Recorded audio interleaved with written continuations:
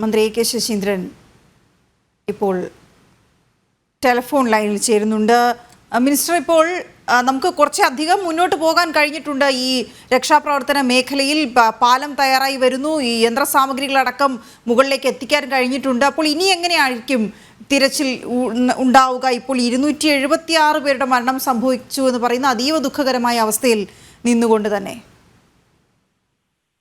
ഇന്ന് താങ്കൾ പറഞ്ഞതുപോലെ രക്ഷാപ്രവർത്തന പരിപാടിയിൽ ഒരു നിർണായകമായ ദിവസമാണ്. കാരണം ദുരന്ത ഭൂമിയിൽ ആവശ്യത്തിനുള്ള എല്ലാ യന്ത്രങ്ങളും സൈനികരെ എത്തിക്കാനുള്ള സംവിധാനവും ദേവി പാലത്തിന്റെ നിർമ്മാണം പൂർത്തിയാകുന്നതോടുകൂടി സാധ്യമാവുകയാണ്. സൈന്യം പറഞ്ഞിട്ടുള്ളത് ഈ പാലത്തിന്റെ നിർമ്മാണം ഇന്ന് വൈകുന്നേരത്തോടുകൂടി പൂർത്തിയാകുമെന്നാണ്. എന്നാൽ അവിടെ നിരീക്ഷിക്കുന്നവർക്ക് മനസ്സിലാകും, പറഞ്ഞ സമയത്തിന് മുമ്പ് തന്നെ പാലം നിർമ്മാണം പൂർത്തിയാക്കി അവർ ലക്ഷ്യം കൈവരിക്കുമെന്നാണ്. അപ്പൊ അത് ഇന്ന് ഒരു നിർണായകമായ ദിനമാണെന്ന് പറയാൻ അതാണ് ഒരു കാരണം.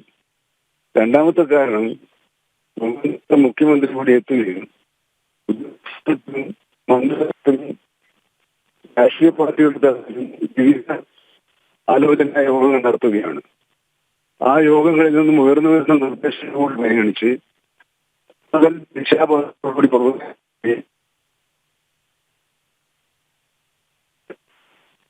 താങ്കൾ ചൂണ്ടിക്കാണിച്ചതുപോലെ തന്നെ ഇതുവരെ നടന്നിട്ടുള്ള പ്രവർത്തനങ്ങൾ കാര്യക്ഷമമായിട്ട് തന്നെയാണ് ഉള്ളതെന്ന് പറയാൻ വേണ്ടി സാധിക്കും. എല്ലാ സഹായം ഇവിടെ എത്തിയിട്ടുണ്ട്. സന്നദ്ധ സംഘടനകളുടെ സേവനം ഇവിടെ എത്തിയിട്ടുണ്ട്. അതുപോലെ തന്നെ ഇവിടെ ആവശ്യമായ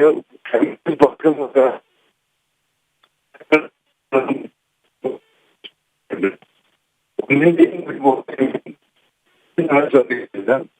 എന്നാൽ നമുക്ക് ഇതുവരെ പരിചയമില്ലാത്ത അത്രയും വലിയൊരു ദുരന്തമുഖത്ത് പ്രവർത്തിക്കുമ്പോൾ എന്തെങ്കിലുമൊക്കെ ചെറിയ ചെറിയ പ്രശ്നങ്ങളൊക്കെ ഉണ്ടാകും.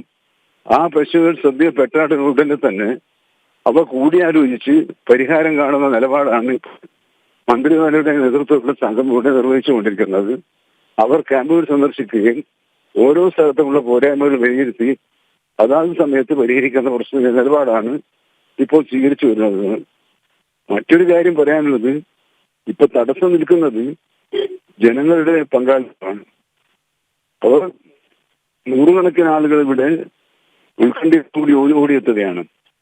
അങ്ങനെ വരുന്നവർ റോഡിന്റെ ഇരുവശത്തും വാഹനങ്ങൾ പാർക്ക് ചെയ്ത് എമർജൻസി യാത്രക്കുള്ള സൗകര്യങ്ങൾ ഇല്ലാതാകുന്ന ഒരു സാഹചര്യമാണ് കഴിഞ്ഞ 2 ദിവസമായി കാണാൻ കഴിഞ്ഞിട്ടുള്ളത്. അതിന്റെ ഭാഗമായി വാഹനങ്ങൾക്കും സന്ദർശനങ്ങൾക്കും നിയന്ത്രണം ഏർപ്പെടുത്താൻ തീരുമാനിച്ചിട്ടുണ്ട്.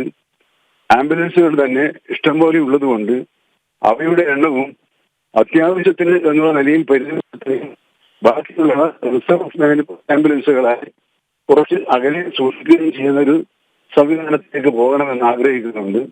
അങ്ങനെ മനുഷ്യസാധ്യമായ ഒരു ഭരണകൂടത്തിന് സാധ്യമായ എല്ലാ കാര്യങ്ങളും ദുരന്ത ഭൂമിയിൽ പ്രായോഗികമാക്കിക്കൊണ്ടിരിക്കുകയാണ്. എന്നാലും ഒരു ജീവന്റെ ഒരു തെരിയെങ്കിലും എവിടെയെങ്കിലും ഉണ്ടെങ്കിൽ അത് രക്ഷിക്കുക എന്നതാണ് ദൗത്യത്തിന്റെ മുഖ്യ ലക്ഷ്യമായി ഇന്ന് സ്വീകരിച്ചിട്ടുള്ള പ്രവർത്തന തന്ത്രം. തീർച്ചയായും മിനിസ്റ്റർ, താങ്കൾ സൂചിപ്പിച്ചതുപോലെ ദയവായി പ്രേക്ഷകർ ശ്രദ്ധിക്കുക, അങ്ങോട്ടേക്ക് സഹായങ്ങൾ എത്തിക്കണമെന്നുള്ളവർക്ക് അതിനു വേണ്ട പോയിന്റുകൾ കൃത്യമായി ഭരണകൂടങ്ങളും ഒപ്പം നമ്മുടെ ജനം ടി വിയിലേക്ക് അടക്കം ഇത്തരം സഹായ സഹകരണങ്ങൾ എത്തുന്നുണ്ട്. അതൊക്കെ കൃത്യമായി ശേഖരിച്ച് അവിടെ എത്തിക്കാൻ സംവിധാനങ്ങളുണ്ട്. ദയവായി അതുവഴി മാത്രം പോവുക, രക്ഷാപ്രവർത്തനത്തിന് തടസ്സമാകാതിരിക്കുക. മിനിസ്റ്റർ, ഒരു കാര്യം കൂടി, ഇത്തരം സഹായങ്ങൾ പലയിടങ്ങളിൽ നിന്ന്, കേരളത്തിൻ്റെ വിവിധ ഭാഗങ്ങളിൽ നിന്ന്, വിവിധ സംഘടനകളിൽ നിന്ന് ഇങ്ങനെ ഒഴുകിക്കൊണ്ടിരിക്കുകയാണ്. അപ്പോൾ ഇതെല്ലാം എവിടെ എത്തിക്കണം, എങ്ങനെ ഈ വേണ്ടപ്പെട്ടവർക്ക് എത്തിക്കണം എന്ന കാര്യത്തിൽ പലർക്കും കൺഫ്യൂഷൻസ് ഉണ്ട് എങ്കിൽ അത് വ്യക്തമാകുന്നതിന് കൂടി അത്തരം ആളുകളെ, ഈ ദുരന്ത ബാധിത മേഖലയിൽ ഇപ്പോഴുള്ള ആളുകളെ ചേർത്ത് പിടിക്കാൻ, അവർക്ക് സഹായങ്ങൾ നൽകാൻ എന്തൊക്കെ സംവിധാനങ്ങൾ ഉണ്ട് എന്നുകൂടി നമുക്കൊന്ന് വ്യക്തമാക്കിയാൽ അത് അവിടേക്ക് ജനക്കൂട്ടം ഒഴുകിയെത്താതെ തടയാൻ ഒരുപക്ഷെ കഴിഞ്ഞേക്കും. തീർച്ചയായും അത് പ്രധാനപ്പെട്ട ഒരു കാര്യമാണ്. ഇപ്പോൾ ഞങ്ങൾ ഏർപ്പെടുത്തിയുള്ള സംവിധാനം ഏത് ജില്ലയിലുള്ള ആളുകളാണോ അത് ചെയ്യുന്നത് അത് അതാത് സ്ഥലത്ത് ജില്ലാ കളക്ടറേറ്റുകളിൽ എത്തിക്കുക എന്നതാണ് സർക്കാർ ഔദ്യോഗികമായി അതിന് സംവിധാനം ഉണ്ടാക്കിയിട്ടുണ്ട്. അങ്ങനെ വരുമ്പോൾ ഇത്രയും ദൂരം യാത്ര ചെയ്ത് വരേണ്ടതില്ല. ഇവിടെ മറ്റു തരത്തിലുള്ള പ്രശ്നങ്ങൾ ഉണ്ടാവുകയുമില്ല. സഹായം ലഭിക്കുന്ന വസ്തുക്കൾ ജില്ലാ ഭരണകൂടത്തിന്റെ സാന്നിധ്യത്തിൽ പൂൾ ചെയ്ത് ഇവിടെ എത്തിക്കുന്ന ഒരു സംവിധാനത്തിനാണ് ഇപ്പോൾ രൂപം നൽകിയിട്ടുണ്ട്. ഈ സന്ദേശം ജനം ടി വി ഉൾപ്പെടെയുള്ളവർ നന്നായി കൊടുത്താൽ അത് നന്നായിരുന്നു. കാരണം അവരുടെ പങ്കാളിത്തം അവർക്ക് ഉറപ്പുവരുത്തേണ്ടി വരും. അതിന് ജില്ലാ കളക്ടറേറ്റുകളിൽ പ്രത്യേക സെല്ല് തുറന്ന് പ്രവർത്തനം ആരംഭിച്ചിട്ടുണ്ട് എന്നത് പൊതുജനങ്ങളെ അറിയിക്കുന്നു. ജനങ്ങൾ ഈ സംവിധാനവുമായി സഹകരിക്കണമെന്ന് ഒരിക്കൽ കൂടി അപേക്ഷിക്കുന്നു. മറ്റൊരു പ്രധാനപ്പെട്ട കാര്യം മിനിസ്റ്റർ, ഈ 1000-ലധികം ആളുകൾ ഈ രക്ഷാപ്രവർത്തനത്തിൽ ഇപ്പോൾ അവിടെ ഉണ്ട്. അതിലെല്ലാ തരത്തിലുമുള്ള നല്ല വൈദഗ്ധ്യം നേടിയ സൈന്യം ഉൾപ്പെടെ ഉള്ള ആളുകൾ അവിടെ ഉണ്ട്. അവിടുത്തെ പ്രദേശവാസികൾ കൂടി സഹായിക്കുന്നുണ്ട്. മഴ ഇങ്ങനെ തുടരുന്നുണ്ട്. കാലാവസ്ഥയുടെ കാര്യത്തിൽ എന്തെങ്കിലും പ്രത്യേക മുന്നറിയിപ്പുകൾ ലഭ്യമായിട്ടുണ്ടോ? ഒരുപക്ഷെ ഇനിയും ദുരന്തം ഉണ്ടാകാനുള്ള സാധ്യത നിലനിൽക്കുന്നൊരിടം എന്ന രീതിയിൽ വലിയ ആശങ്കയുണ്ട്.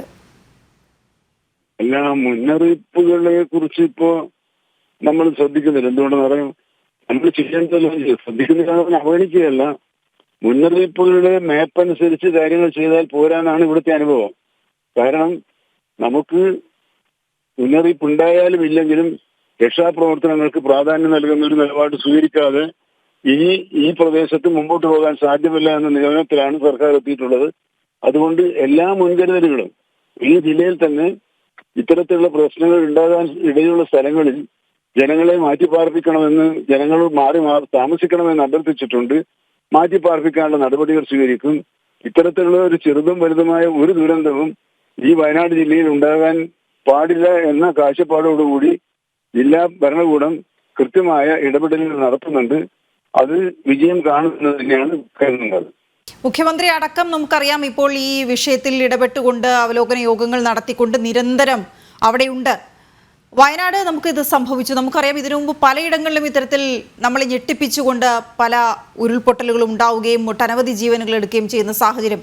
ഇന്നും നമുക്കത് മുൻകൂട്ടി കഴിയാൻ സാധിക്കില്ല. കാരണം അത് പ്രകൃതി ദുരന്തങ്ങളാണ് എന്നുള്ളത് കൊണ്ട് തന്നെ. പക്ഷേ എങ്കിൽ പോലും നമുക്കറിയാം ചില പ്രധാനപ്പെട്ട ഇടങ്ങൾ എങ്ങനെയുള്ളതാണ് എന്ന്. ഇപ്പോൾ മഴ തുടരുകയാണ്. ഇനിയും മഴ തുടരുമെന്ന റിപ്പോർട്ട് തന്നെ നിലനിൽക്കുന്ന സാഹചര്യത്തിൽ മറ്റിടങ്ങളിൽ കൂടി മുന്നൊരുക്കങ്ങൾ സ്വീകരിക്കാൻ, ആളുകളെ മാറ്റിപ്പാർപ്പിക്കാനും ഒക്കെയുള്ള തീരുമാനങ്ങൾ കൂടി അവിടെ മന്ത്രിതലത്തിൽ അവലോകന യോഗങ്ങളിലുമൊക്കെയും സ്വീകരിക്കുന്നുണ്ടോ? തീർച്ചയായും അതാണല്ലോ ഞാൻ പറഞ്ഞത്. ജില്ലയിലെ തന്നെ മറ്റു മേഖലകളിൽ അപകട സാധ്യതയുണ്ടെന്ന് കരുതപ്പെടുന്ന മേഖലകളിൽ ആളുകളെ മാറി പാർക്കണം എന്ന് അവരോടിപ്പോൾ ആദ്യഘട്ടം എന്നുള്ള നിലയിൽ അഭ്യർത്ഥിച്ചിട്ടുണ്ട്. ആ അഭ്യർത്ഥന കുറെ പേർ മാനിക്കുമെന്നാണ് കരുതുന്നത്. തീർച്ചയായും മാനിക്കാത്തവരെ മറ്റു തരത്തിൽ മാറ്റേണ്ടത് വരുമോ എന്ന കാര്യം നമ്മൾ ഏതായാലും ഇന്ന് രാഷ്ട്രീയ പാർട്ടി നേതാക്കന്മാരുടെ യോഗമുണ്ടല്ലോ, സർവകക്ഷി യോഗം. ആ സർവകക്ഷി യോഗത്തിൽ ജനങ്ങളുടെ സഹകരണത്തോടുകൂടി മാത്രമേ ഇത്തരം കാര്യങ്ങൾ ഒരു തീരുമാനമെടുക്കാൻ കഴിയും. ആ സർവകക്ഷി യോഗത്തിന്റെ മുമ്പാകെ ഇതൊക്കെ സമർപ്പിച്ച് അവരുടെ സഹകരണം കൂടി ഉറപ്പുവരുത്തിക്കൊണ്ട് ഇത്തരം കാര്യങ്ങളിലും ആളുകളെ മാറ്റിപ്പാർപ്പിക്കാനുള്ള നടപടികൾക്ക് സ്വീകരിക്കണമെന്നാണ് സർക്കാർ ആഗ്രഹിക്കുന്നത്. വളരെ നന്ദി മിനിസ്റ്റർ. ജനം ടിവിയോട് ഇത്രയും നേരം ഈ കാര്യങ്ങൾ വിശദീകരിച്ചത്. പക്ഷേ താങ്കളടക്കമുള്ള ആളുകൾ ഇത്തരം കാര്യങ്ങൾ വിശദീകരിക്കുമ്പോൾ പ്രേക്ഷകർക്ക് കുറച്ചുകൂടി ഇക്കാര്യത്തിൽ വ്യക്തത വരുന്നു. എന്താണ്, എങ്ങനെയാണ് ചെയ്യേണ്ടത്, അവരെങ്ങനെയാണ് പ്രവർത്തിക്കേണ്ടത് എന്ന കാര്യങ്ങളിൽ കൂടി ഒരു വ്യക്തത വരുന്നതിൽ വളരെ നന്ദി ഇത് വിശദീകരിച്ചതിന്.